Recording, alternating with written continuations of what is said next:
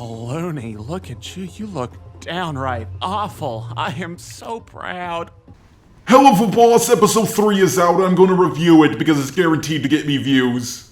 If you would like to see a Has-Been Hotel playlist, I'll link one down below. But unfortunately, due to some financial issues, this video isn't going to be as highly edited as the last couple of HELLUVA Boss reviews I did.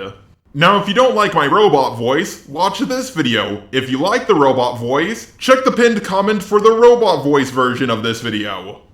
The episode starts with the imps in their car, playing a song on the radio that I presume is original. I'm sure it will be on the soundtrack of HELLUVA Boss, but I'm not going to talk about it right now. If ever. But the worst thing in hell that has ever happened happens to them. They get their parking spot stolen. Everybody who has ever done that to me deserves eternal suffering. Oh shit! Verosika! Blitzo. I should have known you'd be here. I can smell fish for miles, which is odd because I believe the nearest ocean is 3 rings down! Yep, in the original Dante's Inferno, there was indeed an ocean. It was the Ocean of Wrath, where those who have committed wrath in their mortal lives would spend eternity drowning and fighting with one another, sinking deeper and deeper. There has been 7 rings confirmed in the Has-Been Hotel universe, which are based off, well, obviously the 7 deadly sins. Although in the pilot for Has-Been Hotel, the news lady says, "What in the 9 circles?" What in the 9 circles makes you think a single denizen of hell would give 2 shits about becoming a better person? So 7 have been confirmed for sure, but there could be 2 more. Oh yeah? I'm surprised they let your fat ass out of rehab. I can see you're still a drunken whore, clutching onto that Beelzejuice bottle like it's the last cock in hell. Okay, I don't know what Beelzebub juice is for sure, but I believe it increases a demon's power. You'll see what I mean later in the episode. And I also believe that Beelzebub is one of the 7 lords of hell. They let me out because I'm still famous, and rehab is for sad loser wash-ups. I mean, she's not wrong. So your sister says hi. Was that a throwaway line, or will we see that Blitz has a sister later on? But I do believe it has been confirmed that he comes from a large family. Actually, prick, it has my name on it. What is it with whores and signing their names in weird ways? This is just like with Classy in South Park.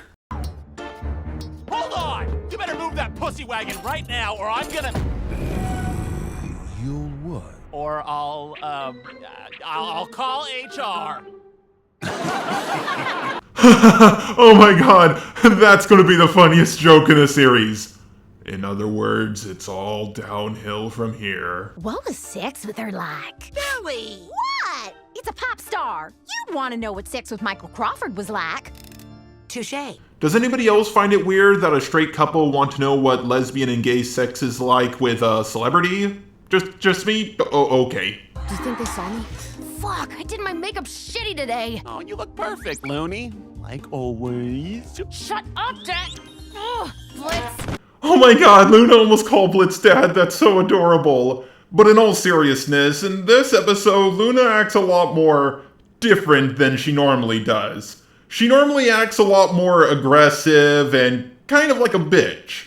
But in this episode, it shows a side to her where she's shy and unconfident. Wanna kiss you, little guy? A kind offer, but I'm married. Hey, why don't you send a little message from me back to your limp dick boss? Don't touch that! Foxy, don't let her access any of your holes! I gotta go lie down. Ha! It's funny when a male gets sexually assaulted. But I do feel sorry for Moxie. He should call HR. If you're gonna be shitty to my employees, then I challenge you to a fucking challenge. Fuck, I said that twice. Is this imp boy starting a demon duel? I think he is. What's the game then, Blitzo? So I bet you suck you bitches can't fuck as many people as we can off by the end of the day. Okay, so there's something I need to correct that I made a mistake on. I theorized that the imps were born in hell, and that is now confirmed. But Luna is not a human, she's a species known as a hellhound, and these are succubuses, also probably a species born in hell. When someone has a unique design in hell, they're probably from the human world. But when they share a design with a lot of other monsters in hell, they are a species of demon that was born in hell.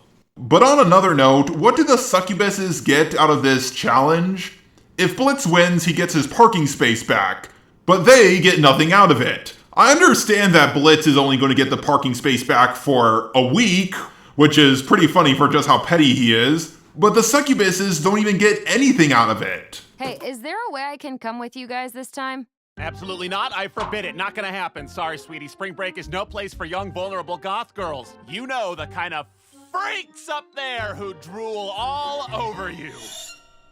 Why is everybody looking at me? I'm not a furry. I can blend in. Do you have a human disguise? Yeah, don't you?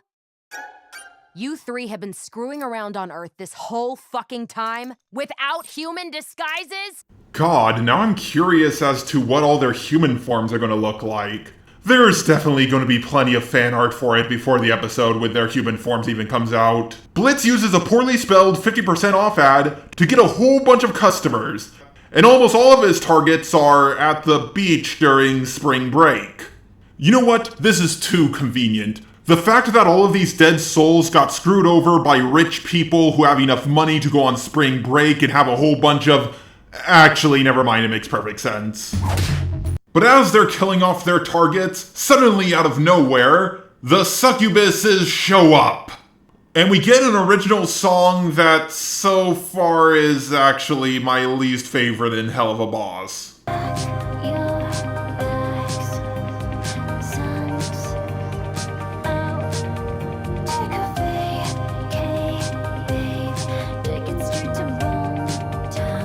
Now, if you like this song, more power to ya. Maybe I just don't like the genre or something.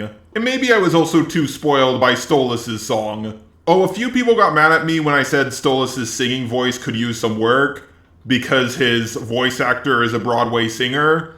Just so you know, singing on Broadway and being a voice actor singer are not even close to the same thing. Just like the actor for Javert is trained in folk and rock, but his opera singing voice is pretty terrible. And I'm Javert. Her song helps the succubuses become studs. They already got the STD, all they need is the U. But she throws her Beelzebub juice bottle, and it lands in the water. Luna in her human form hits on the other hellhound, whose name is revealed to be Vortex. But my friends call me Tex. Oh yeah? I wish I had friends. What? Luna doesn't have any friends? Huh, she must be subscribed to my channel then. Oh, fuck, Blitz! Why can't you stay out of my face for like 5 minutes? Because I adopted you. And that should mean something. Oh, what does it matter? You're not my real dad. I was almost 18. It still counts. God, the amount of times I've said that to a police officer. Whoa! Joke! That was a joke! It's sad that I have to explain that, but yeah, that was a joke. Don't get your panties in a twist.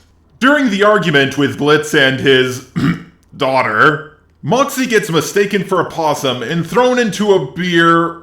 I actually don't know what those things are called. I see them all the time, but I don't actually know what those things are called. It causes Moxie to get very drunk, and then the fish monster straight out of H.P. Lovecraft shows up.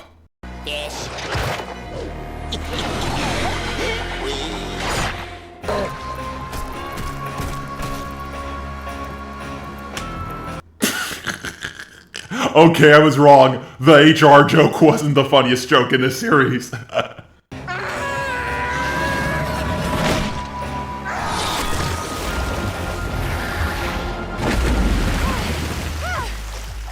Wow, Millie just took down a giant sea monster by herself. Remember in the first episode when she was knocked out by a human with a glass bottle? Maybe she just hit the gym more after that incident. That was handled rather obvious, don't you think? I don't think this belonged to any of us. Would be a shame if anyone found out you guys were behind a giant monster fish in the human world. You know, we could keep this little B-movie scene on the down low if you agree to let us use that parking space. Fine. So just so we're clear here, all this death and destruction happened over a parking space. I say it was totally worth it. I mean, do you know how much of a pain it is to find a parking space in a big city?